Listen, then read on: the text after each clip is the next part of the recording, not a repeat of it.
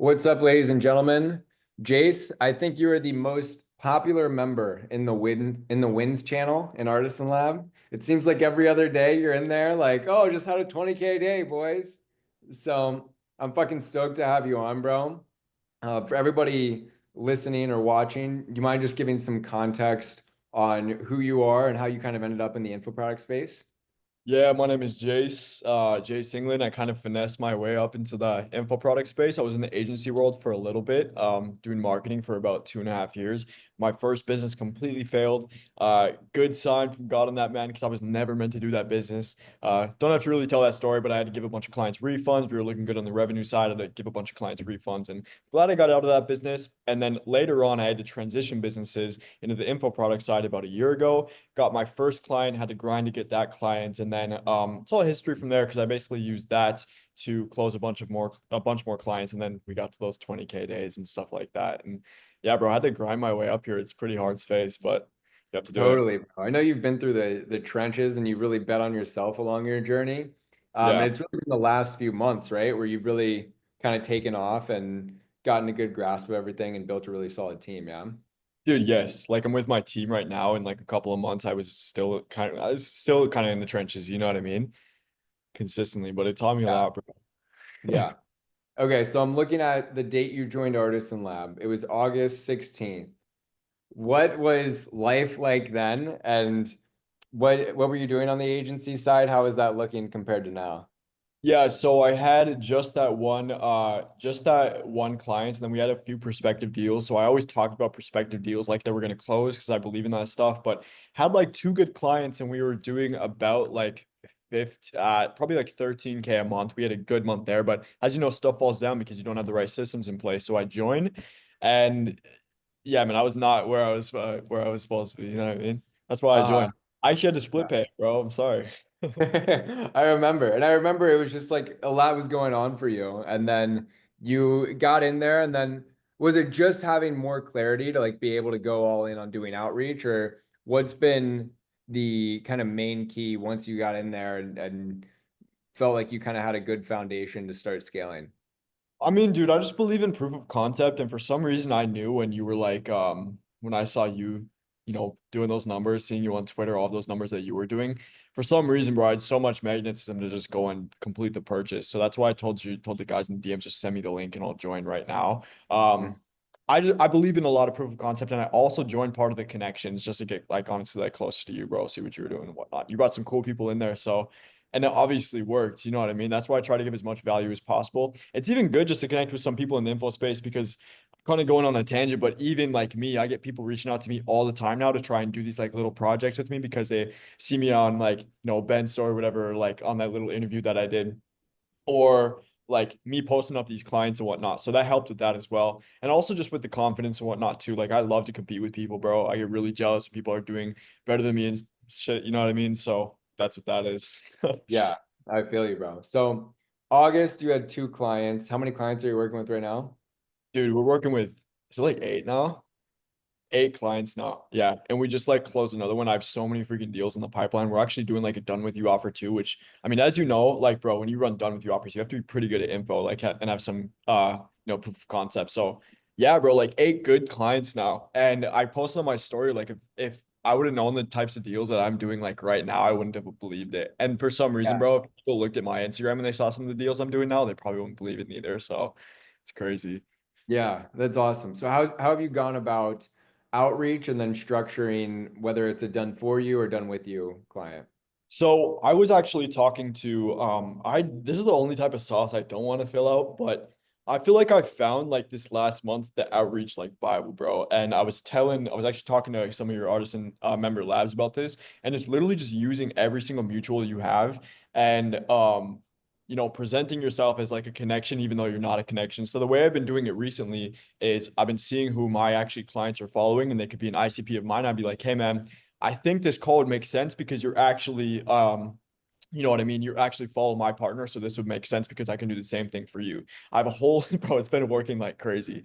And Mhm. then I kind of go on the edge of like, I don't do like a lot of guarantees, but I throw out crazy claims in there and I tell them like I want to move fast. The thing with me too is I've had to structure my deals somewhat in a way where some deals, like even if they don't have some money, because some of these influencers are broke, or some of the people I care are broke, I've structured some deals in a way where at least we close the deal where I'm like, hey man, listen, we'll do that. We'll just get the fee afterwards. I need some of your connections as well. One of the things too that I've used to close a ton of clients that I think will really help people later in the future is doing where you actually go to who they're following and you ask for a customized, what's it called, like a referral, not just asking for a referral from a bunch of broad people. I literally ask my clients to reach out to their friends and do this, and I've just been going killer mode with that. So, bro, I'm now in the position to go and like fly out to clients and whatnot and to close deals and whatnot. So that's the exciting thing about this info space, man.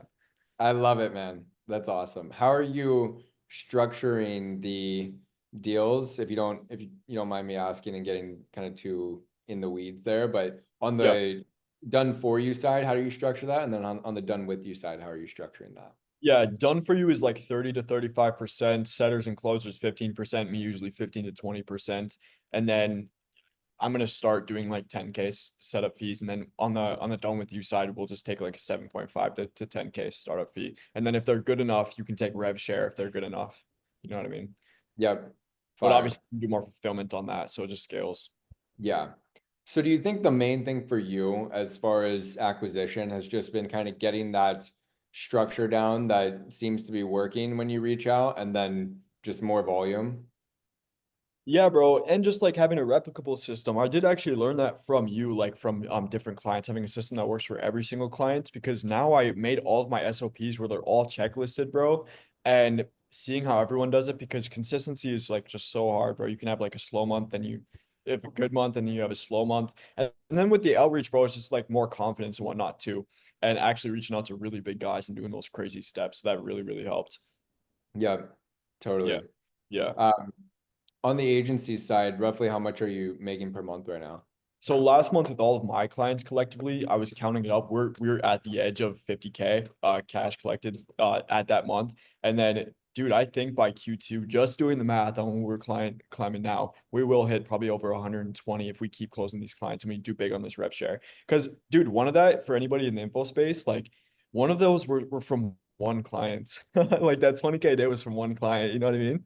Yeah, It's that's crazy. awesome. Yeah, So bro.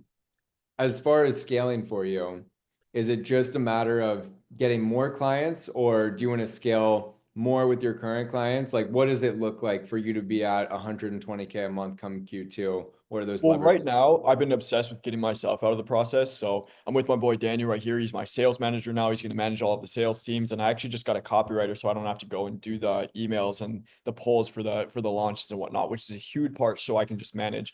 Um, and then I had to really tailor a system so we could bring in cold leads too, rather than just warm leads and whatnot. So we're not churning offers like that as well. And then just closing the deals at all means necessary and getting proof of concept so I can even just close more deals and more deals and more deals. So yeah, Mhm. bro, it's just a system for closing more clients and how much intake we can take. You know what I mean? Yeah, Yeah. exactly. On the fulfillment side, how broad is your offer? Like, are you doing completely everything from helping run their Instagram to Power on funnel their Fuck email? yeah, bro. You're posting on stories, yeah? Yeah, yeah, but we don't do content. Like I wouldn't do that. I'm yet to bring in a content team, but everything just direct response. So like everything that has to do with building the sales teams, doing the funnels and whatnot, doing the emails because that's direct response, and then doing the polls as far as the launch. Anything that drives sales. Got it. So Yeah. most of your clients, would you say they're in a position where like they're just launching their offer for the first time or they're launching a new offer? Well, most of my best clients now have had a coaching program for a couple of years and stuff, and they didn't have the systems in place, so they were capped at a number. And I think that's the best. So, like, one of my clients was at 30K a month, and he scaled to multiple six figures per month, essentially, which we caught the split because he didn't have the people in place, he didn't have the team in the place, and a lot of people, I think, that's the best way to do it. So, Mm-hmm. I so yeah, agree. If you can get just a few banger clients, that makes it so much easier to where you no longer have to worry about acquisition as much inside of your own business, and you can just yeah. focus on scaling with them and turn those into 20 to $50,000 a month rev shares. That's the ideal scenario when you just catch those people at the right time and they have a lot of traffic and you can just totally optimize it. Dude, I agree, especially people with like that actually understands what it takes. Because part of this, bro, what I realized in our business that we run and whatnot, like the similar business, we literally run everything on the back end, and all of it is like on the. That's why you make so much money, because the risk is on you. But beginners like really just don't understand what it takes and how much pressure goes into the info product side. So yeah, Yeah. we'll change opinions. Yeah. On the what it takes topic, like what do you think your best skills are as far as actually being able to deliver for clients and make sure that they're getting results and you're assessing what their problems are and what the solutions are to those problems? Yeah, so marketing for sure, and then just really on the direct response side, we have something called a two-step close, which is the discovery and the close. And one thing that we really did is we have to make sure that like prospects actually see the value in the offer so we can actually charge high ticket for it. Like what would people actually charge, pay like 15K for, and we can like kind of discount it down to like 5K. The other thing that I'm doing right now as well is just really motivating the team and whatnot, and team building, because as you know, that scale, it's something that you really have to understand the mature way to scale. And so I'm being really, really harsh on my team at the same time as I'm motivating them every single day. I mean, every time I onboard somebody now, I ask them the question like, yo, on these offers that you've been in the past, what is the time that you went through like a cold streak and how did you handle that? Because that's very important for me. And that's kind of how my structure looks like. So really setting expectations really hard as well, because as you know, most of the money that you make in info is on the launch, and then you have to kind of sustain that. So I also set those expectations as well. And bro, for me, dude, I don't go too niche on stuff. I'm like any kind of marketing vehicle that we can just go all in on. I like to fire from all cylinders because traffic is traffic. You know what I mean? Yeah. How have you gone about building your team? Like, what's the structure look like? How do you incentivize them and get them bought in? So yeah, I need to get better at doing bonuses and whatnot. But I have one of my guys sitting next to me. He's gonna do all the sales managing for my offers, and the only reason he's doing that is because he literally stepped up and he put in all the effort when all the other guys wasn't. I usually have two closers on offers because I want them to compete, and now I have a copywriter. And usually, how you should do it, and I'm glad I'm doing this the right way, is you have one person on multiple different offers, so you don't have to spread it. I like to have salespeople competing against each other so they can be hitting KPIs and whatnot. And I want people to have a really big goal and for them to understand how much they have to close as far as volume, because most of the positions are sales, for them to actually get to their goal. I don't like unmotivated people. I don't like people with low energy. I'll call people out on my team all the time for having low energy, even on calls with me. And I like them to actually be problem solving. My best guy, like here, he even though when he does stuff really well, he still has an answer for how he could be doing it better and whatnot. So I'm very high energy, and I'm honestly, bro, getting that like dad energy. Like I don't care if these young people don't like me, because most of the people on my team are my age or younger. So it is, Yeah. but it I is. love it, man. You're just fucking aggressively scaling, not taking no for an answer. Yeah, dude, because it's like things are on other people's backs now. You know what I mean? Like especially with the sales. So that's kind of what you have to do. And Yeah, it's like people that hold themselves accountable. totally. So Yeah. how's it feel, bro? How's it feel to be at 50K a month now and have a clear path to six figures a month?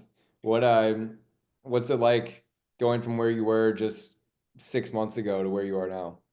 Yeah, bro, it's actually crazy. Like it's crazy I'm in New York right now. It's crazy that I just bought a villa for my whole team to go and work together in person, because for the longest time, you know that little sheet that little diagram that you show with the Valley of Despair? I was deep into the Valley of Despair. Like it was dark, man. I And feel it, bro. yeah, bro. And I mean, running a business where you close somebody and you just 50-50, you might have to refund them, you're not making money and you might like go broke and whatnot. It doesn't feel good. And you get really, really angry at yourself. So right now, I love the feeling of confidence when you just know everything is working. And right now, bro, all of my clients trust my input more than anything. So that's a lot of like pressure on that. But it's also like I get to make things happen fast. And I'm at the point now where I'm making connections and I'm going on this trip to create more content to grow the brand. So that's the biggest thing that kind of makes me happy as well. You know what I mean? So Mhm. prioritizing health like that and prioritizing like traveling so I can literally just go and meet connections is so crazy. It's fire that I have you on this call too, bro. Like yeah, it is a blessing. So Totally, also man. it is so sick that I can just like I've been giving your group like a lot of value in just what I've learned. And I like doing that too because like a few months ago, bro, I had no fucking idea what I was doing. You know what I mean? So Mhm. yeah, it's so clean. Yeah, and it's dope also getting your team in person and then just like making all of these connections because that'll serve you for basically your whole life. Like God forbid, if everything went to shit tomorrow, you could go and get a sales job tomorrow. You could go and just figure out how to scrape together enough money to get by and then get back up on your feet and get back to where you are now just because of your network and your skill set. Yeah, dude. One of the things that I'm really grateful for is still, even though, making more money than I've ever made, I still never feel like it's really enough. And I'm still really, really, really hungry. Mhm. And that's part of the reason because some people like on my team as well aren't making the money that they want to make yet. And I can kind of go for them. So I'm understanding really advanced topics, bro. And I'm actually really glad I invested into my education in general, whether that's your program or other programs, and we're going to keep scaling that up. So Mhm. I love those risks, bro. Every time you take those risks, it's like a little bit scary, but you know that it's gonna pay dividends. It's like You that's just feel it, right? You, yeah. you you feel that like, oh fuck, like it's When I gonna bought your hurt to program, I was spend like, this all right, money. okay, bro, let's fucking do it.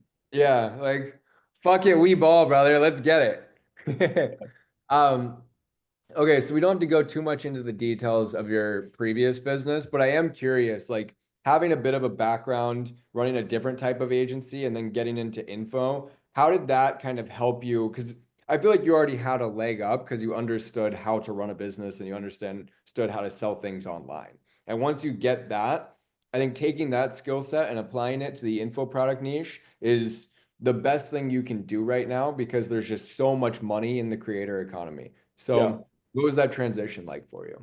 So when I was running the real estate agency, we were working with real estate brokers and whatnot. It was so difficult, bro, because everyone is a fucking realtor. Most of them are broke, and I had to really like that niche is so saturated as far as the agency. So we were just actually talking about this.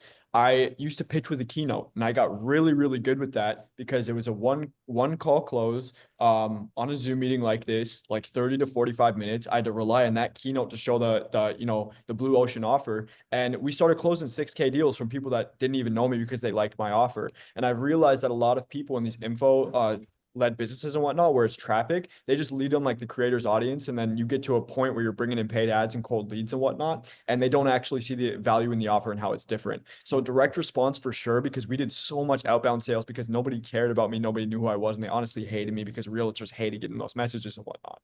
So I had to build that interest essentially. And with that, when we have the with these businesses, like you have leverage because people know you and like you, like, bro, I could easily buy from you because I've been reading your emails, I've been watching you for a while. You can still add more value into them where it makes it a no-brainer where you can like go and offer them up. So it Yeah. is the leg up. I learned so much about sales from literally failing on sales calls so many times and people were like fucking me over then. So it's Yeah. Bro, your journey is very similar to mine. Like when I was working with local basketball trainers, I was in the trenches on the sales side. Like there was a time where I was running paid ads to book calls for the agency. The agency, I say that in quotation marks because it was just me. Um, but my calendar was pretty full between the ads and my outreach, but my offer just like didn't really work in that niche. Like there needed to be, I was selling them leads when leads weren't going to fix the problem of a broken sales process. yeah, So I was spending all day on the phone and I had to kind of aggressively close some people because that's the only way I was going to get them over the line. And yeah, especially when you're spending money on paid to book these calls, you're like, okay, I paid $300 to get you to show up to the Zoom call. You better fucking buy this thing. So it yeah, really like those wrong decisions where you're almost playing business on a harder difficulty level. That's what forced you to get really good at everything that you're using now in a easier vehicle and in a basically you can call it an easier difficulty level because you can make multi six figures in a month with a client just by pulling some of the right levers versus like banging your head against the wall trying to get leads for a real estate agent or a basketball trainer who isn't going yeah. to close any of them anyway. Sometimes I try to go back to like that dark energy of when everything was like failing and everything is good here when I have too much comfortability because it was wild. Like I'm sure you know what that feels like. Yeah, totally, bro.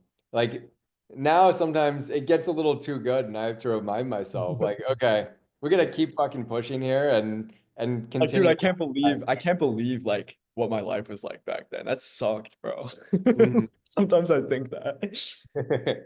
Awesome, man. I love it. I love how aggressive you are about scaling and really just building the right infrastructure to be able to do so.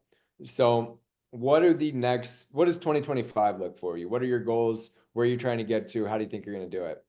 Yeah, I mean, consistency, I think, is the hardest part. Like, we're constantly changing things up as far as like how we're pitching everyone and how we're not even on my side, bro. I'm so focused on client fulfillment right now and making them consistently successful. And as you know, like when people, when traffic relies on them and stuff like that, and we have to build the interest for them and whatnot, it gets hard. So I really, the main goal for me in shorter terms is making sure all of my clients are hitting consistent 6 and 7 figure months. If we can get up to those 7 figure months, but they're making that month over month, as you know, bro, like we continue to make money and I don't have those stresses. I still like we're doing pretty well, but I still stress every single night because I'm like, yo, bro, we need to make sure this keeps happening. Um, so yeah, that's what keeps me up, and that's my goal. To get them to 7 figure months, do you think you'll have to dive more into paid? We are running paid for a lot of offers now, but even with paid, it all relies on the sales system. So I'm glad I realized that. And all of it is building offers and building that interest. So a lot of it is just building interest. I don't think we have a problem getting leads from paid, and I'm glad I have that skill too. So it's all sales, bro. That's all it is. I mean, I'm sure you agree. Mm, totally. Once you have the infrastructure built, it's just like, okay, get more traffic and then make sure the sales team is hitting KPIs. And obviously, there's always going to be Yeah, little. like, dude, how do we make an offer so good where even if they don't know like the critter, like they'll still close because the offer is still good? You know what I mean? That's one of the biggest bottlenecks we had to figure out, and now we're figuring it out. So. Hmm. Yeah. I don't want to keep you too long, bro, but last thing for you. If there's one thing you could tell yourself from a year ago that you think would save you a lot of time in getting to where you are now, what would that be? I mean, yeah, I do like not making the business that everyone was making money with that I'm not even passionate about, working with people that I don't even like, which is real estate agents. I fucking hate real estate agents. Um, Try to make that work, and just because I want cash, to be honest, because the anxiety and all of that wasn't worth it. You know what I mean? All the experience was worth it, but I would just take more risks, bro. I feel like I did the good thing by continuing to make it happen when nothing was working, bro. So that's the only thing, to be honest, pretty much. Fire.